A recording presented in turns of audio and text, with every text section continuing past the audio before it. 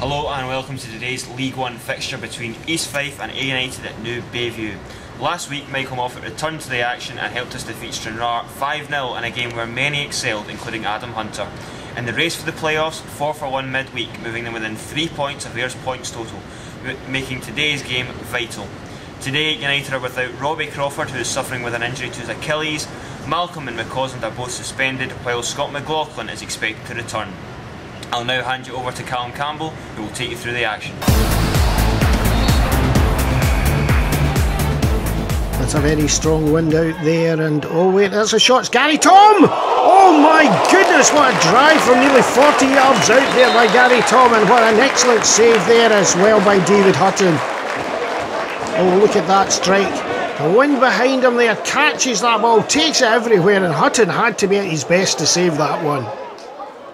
Corner in now to the back, and it's a header in just over the top, not quite getting to it there. That's Stevie Campbell. Moffat, Donald, Hunter, looking for someone to play it to. Space opens up, he's taking a shot. Turns out to be a relatively easy save there, but here's first shot on target now. Moffat. Ball into the middle, hoping for someone at the back. No one's there. Away by Campbell. Pope retains it for Ayr. Donald into the penalty area. He's past one. He's not made the second, and he's caught by the trailing leg there. Yes, that's a penalty. Captain Craig Johnson of East Fife left his leg trailing there, and it's a penalty to Ayr United. If you look here closely, he's nutmegged. He leaves the leg behind and he just catches Mikey Donald's certain penalty. And who steps up again for the second week in the row for a penalty? Michael Moffat. And it's in the net, 1-0 to Ayr United. Michael Moffat after 35 minutes, and it's been a difficult game so far for Ayr as the wind has really pushed East Fife on, but there's Michael Moffat to put us one up. Ball forward there. Easy one. Oh, Gary Tom slipped, and it's Moffat. He's round the keeper. It's in the net. 2-0 Ayr United. Unfortunate moment there for Gary Tom. He just slipped as it looked easier to clear it, and there's Michael Moffat, a predator waiting there for him, and he takes the ball away from him. Watch this happening. He's just there. He's waiting to attack. He gets round the keeper, so cool, and into the net, 2-0 Ayr United. Moffat again, down the outside, but he stopped this time. Corner kick, far side. Great deal of pressure from Ayr United since scoring their opening goal. Corner in by McLaughlin, it gets right through and it's bundled into the net by Kevin Kyle. 3-0 to Ayr United. Couldn't ask for more coming up to half time. Kevin Kyle certainly happy about that one there, getting on the score sheet. You watch it when it comes in, some of the players don't manage to get to it. Lithgow causes problems at the front, it comes all the way through, goalkeeper misses and it slams off of Kevin Kyle and into the net. Kevin Kyle, great pass and good run through, all the bouncers beat Moffat. He's got an option on the other side and he sees it. Mikey Donald, it's 4-0 to Ayr United. Oh, what an awesome move that was. Lovely layoff there by Kevin Kyle. Gets to Moffat and he turns and just flicks it on, and there is Mikey Donald, and now the dancing Mikey Donald to put in the net. Look at that lovely turn and pass. There he is, strokes it into the net. 4-0 Ayr United. Kyle, Donald, Moffat. Moffat looking for an angle. Oh, and another one very close, just over the top. Michael Moffat doing a great deal of work up front today. Gilmer. Long ball on. Done there by Kevin Kyle, holding up. Releases it, flicked out here. Adam Hunter again. Takes a shot. Oh, the keeper gets down well to save that. Great shot again there by Adam Hunter, having another very good game this week. The corner into the back, headed down by Mikey Donald, taken away. Booted clear by East Fife, and oh, look at that! One of the highlights of the game. Look at the smile on his face over there. The photographer goes for it, he misses the ball, goes down, looks for a free kick but doesn't quite get it, no contact made. Austin, oh, he's got some trouble since coming on the substitute, tries to get it in, gets the corner there, into the front, it's Austin again, oh, he just puts it over the top! Oh, it looked easier to put that one in the net and he just puts it over the top. United on the back foot at the moment, down the left hand side there. Liam Buchanan, ex-Ayr United player, puts it into the middle. It's going to be a shot on, it's a good one now again. Hutton rises to the occasion and flicks it over the bar. Ball forward, down the left hand side there. Mackenzie, ball across the front. Oh, sixes and sevens there between Gordon Pope and captain Scotty McLaughlin. Ball away there, easily cleared up towards the halfway line. Scotty McLaughlin now back in defence after Martin Campbell's gone off. Moffat, oh, lovely nudge on by the substitute. Shanklin to the other substitute, Alan Forrest, and he strikes it into the net. It's 5-0 to Ayr United right on the final whistle. There can't be much time to go. What a fantastic goal. Look at this lovely knock on there by Shanklin into the path of Forrest, and that is quality. 5-0 to Ayr United. There's the final whistle and the full time. East 5-0, Ayr United 5. Very disappointing outcome and performance. You must have been tearing your hair out at the first half, Gary.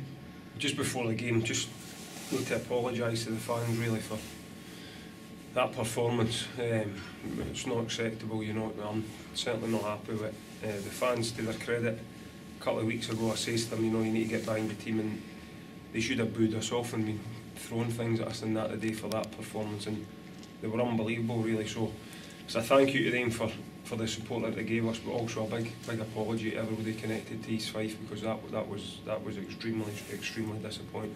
Was it a case of not dealing with the conditions again? Was that a big factor? I think you know, I'd need to watch the game again, but I think up till they got the penalty, I didn't think there was much in the game. But how many times have you heard me saying that? But we take the easy way out too much. Like, you know, somebody's running at you in the box, it's an art to defend, and you've got to stay on your feet, you've got to be hard to beat. It's easy to dive in and just leave a foot, and that's twice now. Recently, the Rangers game, Ayr down there, we gave them a penalty when we were on top. We've given them another penalty here today. I think that's 7 or 8 penalties. You know, when you're in the box, you have to be hard to beat, professional. We've never done that, and again, you give them a chance like that. You know, Michael Moffat's not got to miss for the penalty spot, and they're 1-0 up, and then they start taking control of the game. But the disappointing thing for us was, once we had a setback with the first goal, we just folded. You know, and you know, you can talk about tactics, you can talk about organisation. If you've not got that desire within yourself when you have a setback to bounce back, nobody's got to put that into you. It's a frustrating thing that Ayr didn't really have to work too hard for. I just say that, and I'd take nothing away for Ayr. You know, they've beat us 5-0. I think that's the worst Ayr's played against us in the 3 games this season. I thought they were there for the taking at the start of the game.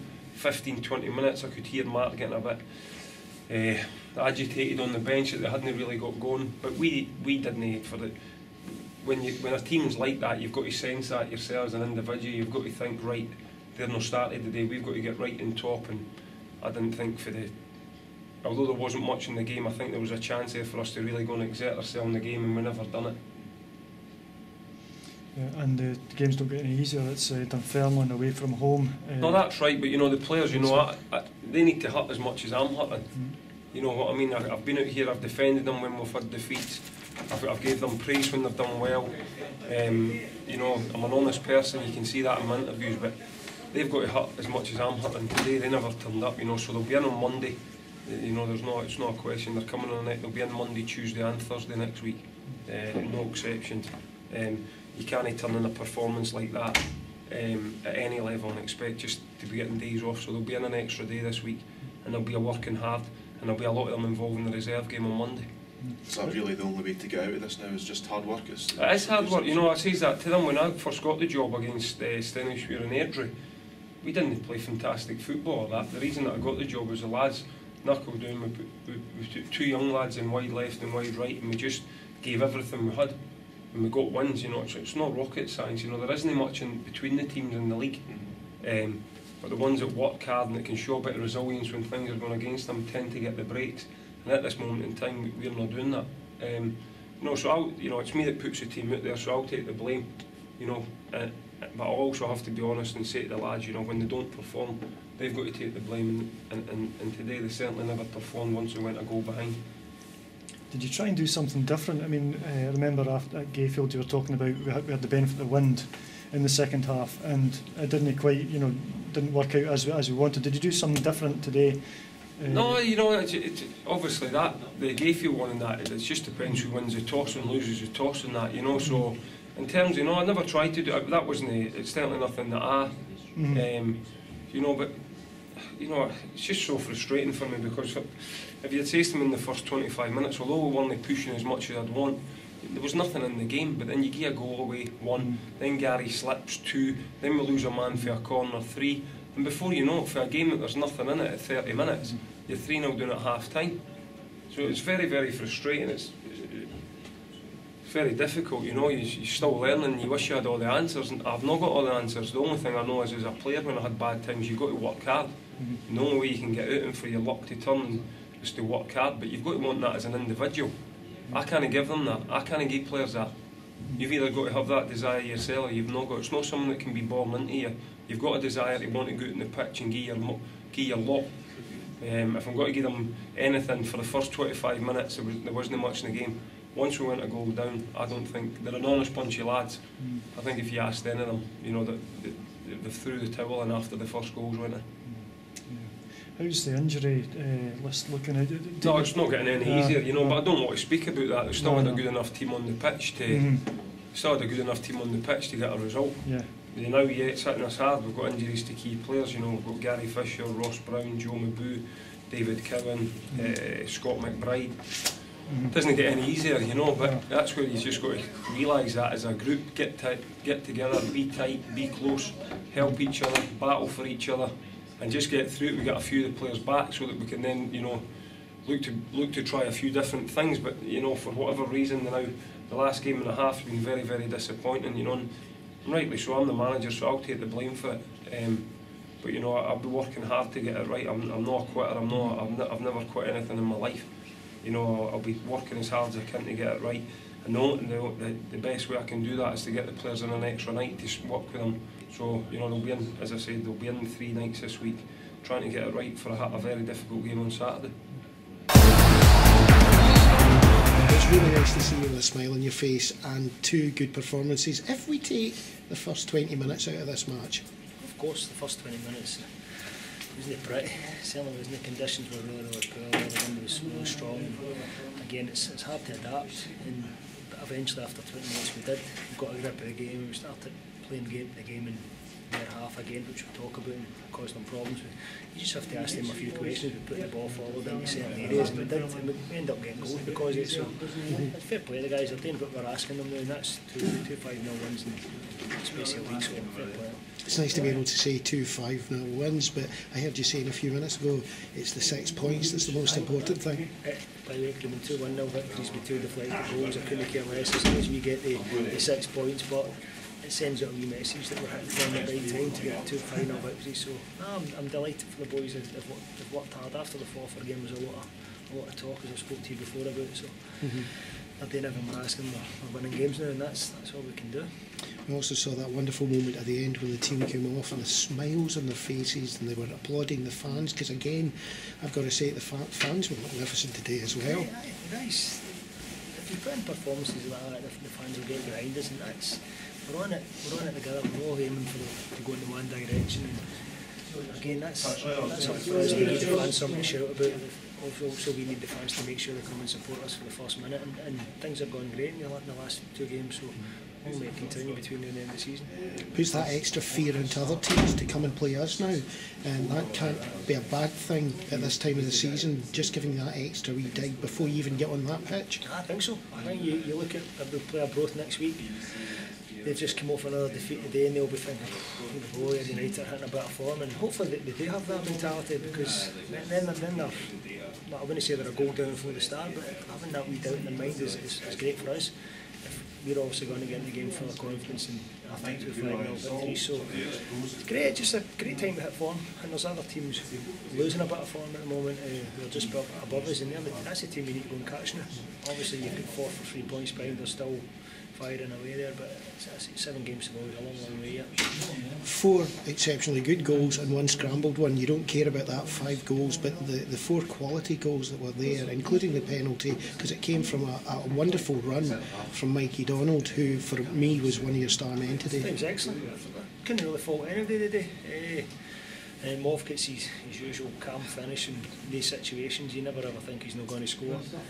Kevin scores a scrappy one, and then Mikey Donald scores a great goal with Moff. The link-up play with Moff laying him in, and Mikey getting in and finishing. Great real desire for Mikey getting from one end of the pitch there to get that in, and then making the goal at the end for Forrest. It's just pure class for the guy. He's got that in his locker, and I'm delighted when he comes on because he gives us something, and he always produces, whether it's a pass or a run or setting something up across, but the goal today was excellent, so I'm delighted. Yeah. So next week, what have we got team-wise? Have we got injuries? Because we saw Martin Campbell coming off. Is he going to be okay? It was probably, he had a wee problem with his knee, but it's one of the ones that's mere precaution. When the game is already done at that point, so you can get him off and you can hopefully get him patched up for next week, as we've done try to do all season with Marlins, get him caught in the roll basically. But next week we've got Malcolm coming back, Coslin coming back, so again it's a great situation as a manager to be in, that we can go and have a look and see who we need next week, because there is competition there with our players. Kevin Cowell, though, that was quite nasty. What happened? He did open up to take the shot and hit the ground before the ball. He seemed a wee bit of pain when it first happened. It's never a nice thing to do that. It's always pretty painful, but we'll see how Kev is. He's come in the day, back in the team again, scored a goal. Actually held the ball well for us in the first half, and considering the conditions, it was difficult for him there. But he done fine. But we've got Malcolm back next week as well, so we've got a few options now. Well, that was satisfying 90 minutes for you.